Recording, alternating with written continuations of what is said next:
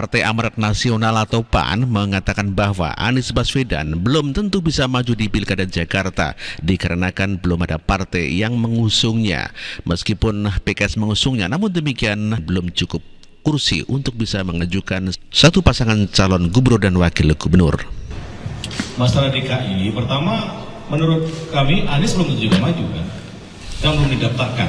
Jadi saya bilang tadi, Jakarta ini kita ingat waktu pemilu kada yang lalu, bahkan menjelang 1 jam sebelum ditutup di KPU, masih ada dinamisasi yang terjadi di DKI. Maka kami sampaikan tadi, Jakarta ini salah satu konsentrasi kami untuk benar-benar memotret supaya nanti menang.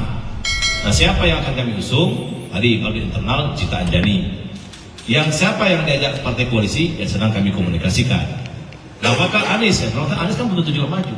Apakah Anies dapat perahu kan belum tentu juga. Apakah Anies didaftarkan KPU juga belum tentu. Tapi kalau dia misalnya mendapat perahu ya silakan juga. Kami juga tidak akan menghambat, tidak akan menghalangi. Jadi semua anak bangsa yang punya kontribusi berkhidmat untuk maju pilkada DKI, bagi PAN nggak ada masalah. Semakin banyak pilihan, ya mungkin juga semakin bagus, ya kan, bagi rakyat di DKI. Jadi tunggu saja, proses ini sedang berjalan dan pendaftaran masih sangat lama, ya kan, di 27-29 Agustus. Jadi hari per hari, jam per jam, menit per menit, saya kira DKI ini akan menjadi perhatian kita semua. Siapa yang memutuskan PAN? Ya, tunggu tanggal main. Termasuk nanti memang di Rakernas ini akan kita mintai pendapat dari beberapa, tadi kata Mas Yoga, karena di luar ada MPP, Dewan Pakar, kemudian Dewan Kehormatan, tokoh-tokoh PAN, DPW, itu ya kita akan juga meminta masukan, bagian dari cara kami untuk mencermati dinamika pilkada yang ada di Pulau Jawa. Nah, termasuk Banten, Jawa Barat. Itulah PAN mengatakan bahwa belum tentu Anies Baswedan mempunyai perahu untuk maju di Pilkada Jakarta dikarenakan Anies Baswedan adalah bukan orang partai, sehingga ya masih perlu dukungan partai politik. Sementara politisi Demokrat menyarankan Anies Baswedan masuk partai politik agar bisa maju di Pilkada Jakarta. Si Partai Demokrat, Syahrial Nasution, menantang Anies Baswedan masuk ke partai politik. Syahrial bilang, rasa-rasanya akan seru bila Anies berani bergabung ke partai. Hal itu disampaikan oleh Syahrial lewat cuitannya di akun X pribadinya pada 29 Juni 2024. Deputi Balitbang Demokrat itu menyarankan Anies masuk partai supaya tidak merasa besar sendirian. Syahrial lalu membandingkan Anies dengan Ridwan Kamil atau RK yang kini sudah berseragam Golkar. Menurutnya, RK lebih berani mengambil langkah politik sebagai kader partai dan tidak takut nama besarnya menjadi rontok. Jadi gimana nih Mas Anies? Diterima nggak nih tantangan dari Syahrial? Itulah tantangan dari Demokrat agar Anies Baswedan mau masuk di partai politik. Sebagaimana disampaikan, Ridwan Kamil juga telah masuk Golkar dan namanya tetap masih bagus.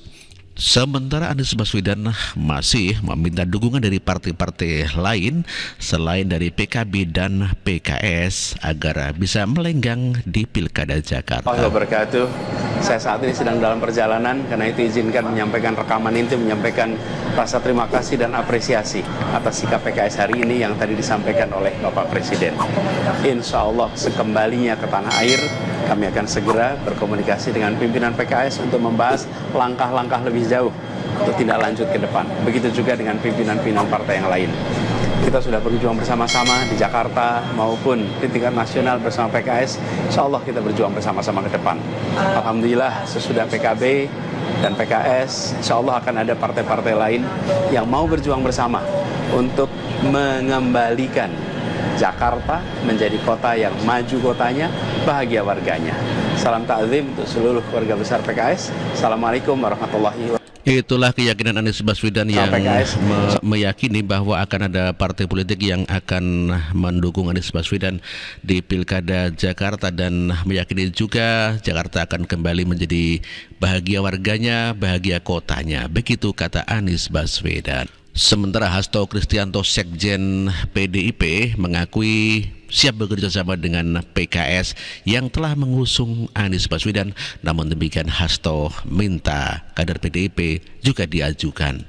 Ya, nama Pak Anies kan juga banyak disuarakan di situ. Hanya partai kan juga harus melihat secara komprehensif. Mbak Puan sendiri menyatakan Pak Anies ini menarik. Nah, sehingga dari pernyataan Mbak Puan kami terus lakukan, kami kembangkan untuk mendengarkan komitmen akar rumput dan bagaimana suara dari kebinekaan kita harus betul-betul diperhatikan. Artinya PDIP akan bergabung berkoalisi dengan PKS atau gimana Pak? Jadi kerjasama partai politik memang terjadi pergeseran pasca pemilu presiden. Sementara Adi Praitno, pengamat politik, mengatakan bahwa belum ada sejarahnya juga petahana menang di Pilkada Jakarta. Sudah solid, mantap sekali ini PKS, Mas Adi. Ya, saya kira bagi partai politik yang tidak punya boarding pass, ya, bukan hanya golden ticket untuk maju pilgub, saya kira tak ada kata harga mati.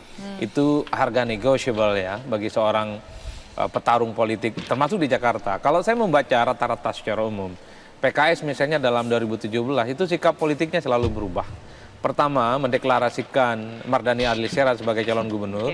Tak lama setelah itu kemudian mencoba untuk menduetkan Sandiaga Uno dengan Mardhani Alisera. Tapi yang kemudian disorongkan dan mendaftarkan diri ke KPU didukung oleh PKS itu adalah Anies Baswedan dan Sandiaga Uno. Jadi ini adalah contoh sebenarnya betapa memang nama-nama yang muncul sebagai bagian dari spotlight soal pilkada itu memang penentunya adalah di tikungan akhir sebenarnya. Nah, PDIP, siapa yang berani nikung gitu? Betul, PDIP ini begitu banyak sekali namanya yang saya kira sedang melakukan beauty contest ya. Ada tiba-tiba nama Pak Andika Perkasa ya. Padahal kalau mau jujur, kalau parameternya cuma hanya survei, Ahok yang mencolok. Tapi kan tentu dihitung betul kalau yang kemudian diusung oleh Ahok, ini kan barrier psikologisnya cukup banyak di Jakarta. Tidak semudah dulu pilgub yang kemudian dimenangkan ketika saat berpasangan dengan Pak Jokowi. Begitupun dengan kawan-kawan PKB, harus diakui Bu Ida itu relatif belum dibicarakan dalam kompetisi di Jakarta. Jadi dalam konteks inilah sepertinya memang partai mencoba untuk berkompromi soal bagaimana kepentingan politik mereka. Kalaupun toh tidak dapat calon gubernur, tidak dapat calon wakil gubernur, apa konsesi politiknya yang akan diberikan ke mereka? Kan itu saja pertanyaannya. Komposisi apa yang mereka tawarkan? Ini yang saya kira memang bahwa bagi saya politik itu soal untung dan rugi secara ekonomi khususnya. Saya agak berbeda dengan Seno. Seno mempertimbangkan faktor-faktor lain ya. Kalau saya sih mencoba untuk jadi politisi, kok rasa-rasanya partai ini ujungnya ingin menang apapun caranya kok. Udah itu aja judulnya. Jadi ideologi, visi misi, kualitas, kemudian expertise itu bagi saya itu penting ya. Tapi kalau ini tidak mengantarkan pada sebuah kemenangan, rasa-rasanya itu akan di-delete. Sudah banyak Pak contohnya. Pilpres 2024 udah itu aja contohnya. Kalau bicara tentang kapasitas dan kompetensi, di situ ada profesor, ada doktor, ada mantan rektor, lulusan Amerika, bahasa Inggrisnya bagus, nggak kepilih kan. Jadi bagi saya adalah ini pilpres yang saya kira kemudian kalau kita melihat kecenderungannya di Jakarta, tentu yang dilihat itu ujung-ujungnya adalah menang. Oleh karena itu ketika Anies bagi saya menjadi ramai diperbincangkan oleh partai-partai non-Kim, itu tentu tidak terlepas soal probability bagaimana Anies bisa mampu kembali untuk menang di Jakarta untuk yang kedua kalinya. Tapi ingat, di Jakarta itu agak ngeri ini bagi petahana. Foke maju yang kedua kalinya, dia petahana kalah. Ahok petahana maju yang kedua kalinya kalah. Saat itu juga surveinya paling menjulang.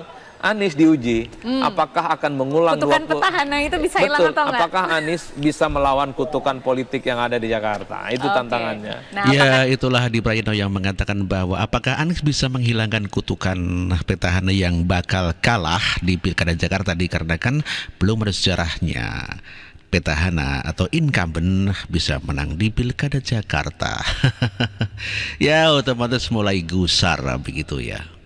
Pernyataan pengamat politik Adi Praitno juga disamakan atau sama persis apa yang disampaikan oleh Ketua Projo panel Barus. Projo mendukung mereka. Memang terus terang Pilkada DKI Jakarta ini menjadi perhatian ya. Pilkada DKI Jakarta ini memiliki magnet tersendiri. Pilkada DKI Jakarta ini menjadi begitu simbolik, ya. Ini memang menjadi perhatian kita, sehingga kita akan dengan cermat mengkalkulasi langkah-langkah politik kita, ya. Dan Projo berpandangan bila petahana maju di DKI, kita juga siap menghadapinya. Karena dalam sejarahnya petahana selalu kalah di DKI. Gitu ya. Kita punya kepercayaan diri ya untuk memenangkan calon yang kita dukung di Jakarta. Yes, awalnya pede banget, bahkan kepedean, dan akhirnya cius kayak kerupuk kesiram air. Ya.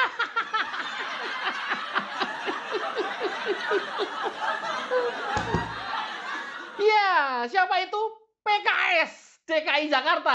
Awalnya PKS sudah pede banget usung gubernur DKI dan wakilnya pasangan Anies Baswedan Sohibul Iman.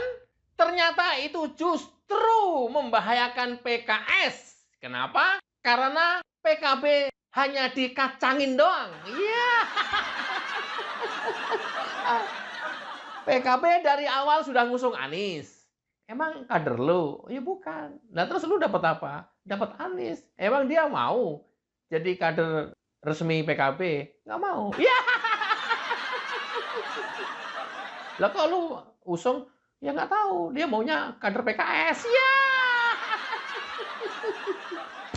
Anies itu mau nggak mau, walaupun tidak secara resmi menjadi kader PKS, tapi bisa diterjemahkan representasi dari PKS. Kalau Anies representasi dari PKS, kemudian PKS juga memasangkan dengan wakilnya Sohibul Iman, lantas lu PKB dapat apa?